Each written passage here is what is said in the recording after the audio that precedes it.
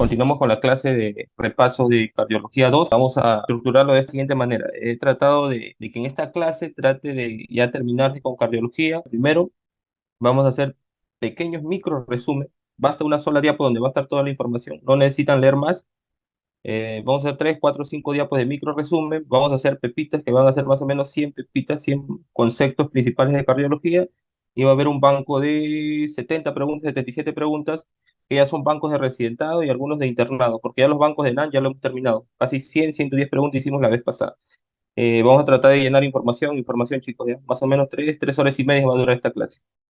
En cardiología, el tema principal, tanto para internado, para ENAP y para residentado, es el problema de cardiopatía isquémica. Sí o sí va a caer preguntas de cardiopatía isquémica. Recordemos que cardiopatía isquémica, la principal etiología de una cardiopatía isquémica es la ateromatosis. ¿Por qué? ¿Por qué la ateromatosis? Porque la cardiopatía isquémica quiere decir que hay una enfermedad crónica de las arterias coronarias y la principal etiología va a ser la placa de ateroma, ¿ya? ¿Dónde se va a depositar la placa de ateroma?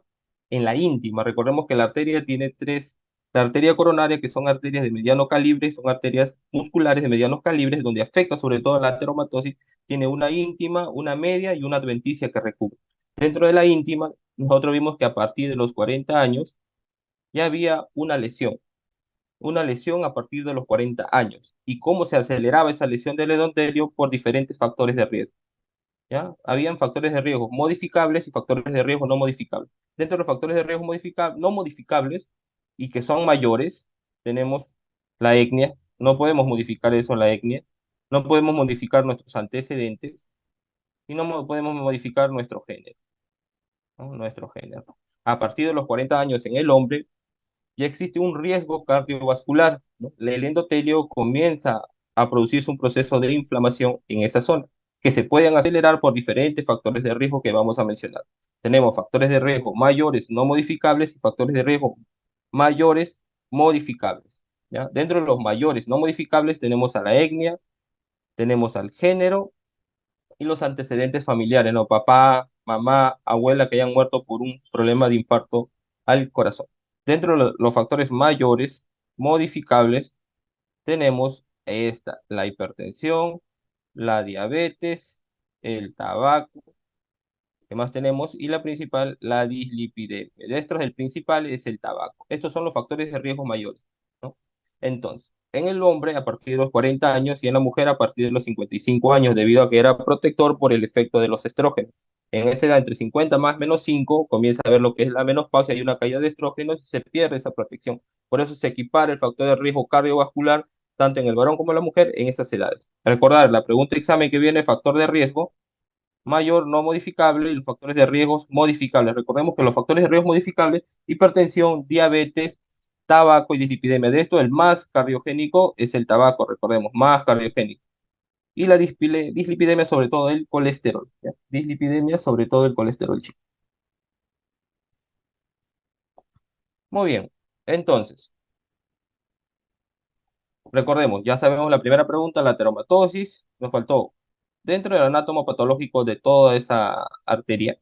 Recordemos que el principal signo anatomopatológico que se puede evidenciar durante toda la fase de la formación de la placa de ateroma que pasa de 1 hasta la placa 6, donde es un accidente de placa, la placa 6, la placa 1 comienza a ver una inflamación que se vuelve crónica y va a ingresar ciertos elementos como son los macrófagos, que van a tratar de consumir esa grasa y va a formar lo que se denomina la estría grasa. Las células esfumosas van a formar lo que son la estría grasa. Entonces, el signo anatomopatológico de ese depósito de, de placa de ateroma, de colesterol, entonces sería el de estría grasa.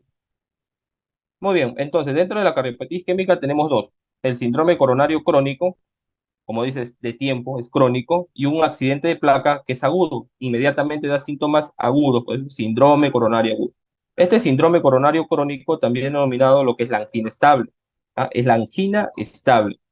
Recordemos que la angina estable es cómo se expresa el dolor torácico, ¿ya? Cómo se expresa ese dolor torácico, cómo se expresa mediante una angina. Y para eso tenemos dos tipos, si es una angina típica o una angina atípica. Recordemos que la angina típica viene a ser ese dolor característico que tiene el coronario, que es el dolor tipo opresivo precordial que se puede irradiar hacia el cuello, la mandíbula o hacia la región del brazo. Se puede irradiar por el brazo porque está el nervio frénico, ¿ya? El nervio frénico.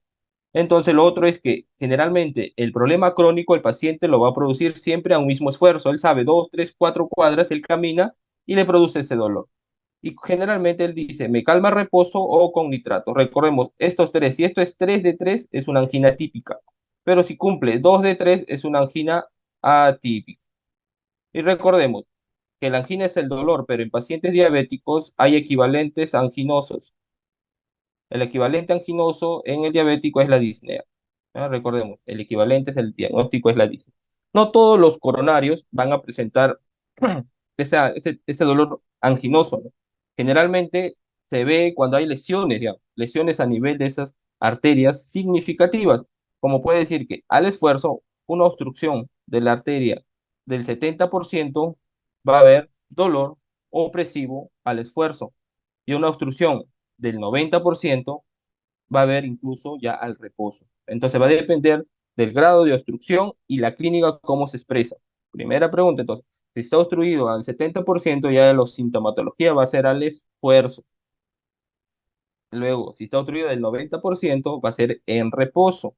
Y generalmente, ¿qué arterias afectan las coronarias? Dentro tenemos la descendente anterior, el tronco coronario izquierdo, tenemos la coronaria derecha, el descendente, la descendente posterior, todos son estas arterias. Recordemos que son lesiones significativas cuando la descendente anterior se obstruye más del 70%.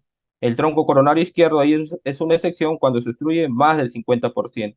Coronarias derechas y las otras son más del 70%. Entonces, la excepción de una lesión significativa de esos vasos coronarios es el tronco coronario izquierdo. Es una lesión significativa de alto riesgo cuando está obstruido más del 50%. ¿Ya? Son lesiones significativas. ¿Y dónde se ven esas lesiones? El gol estándar para detectar obstrucción de las arterias coronarias en un paciente con cardiopatía isquémica, el gol estándar está acá. El gol estándar es esto, la coronariografía. Por ejemplo, el paciente que sufrió un infarto y de nuevo confiesa haber problemas de dolor torácico. Entonces se puede pedir una coronariografía para ver, porque tú quieres ver si está obstruido o no está obstruido esa arteria, es el gol estándar para ver si está obstruido o no la arteria.